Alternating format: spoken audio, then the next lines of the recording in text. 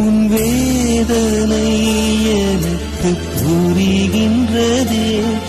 உன் வேண்டுதல் என்னை அடைகின்றதே. உன் சோகங்கள் உன் காயங்கள் நான் சிலுவையில் சுமந்து விட்டேன். உன் சோகங்கள் உன் காயங்கள் நான் சிலுவையில் சுமந்து விட்டேன்.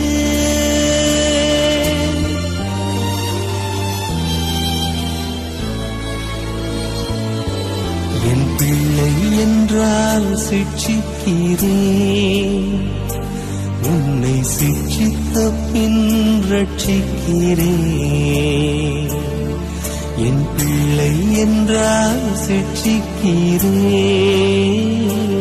உன்னை சிட்சித்த பின் ரட்சிக்கிறேன்.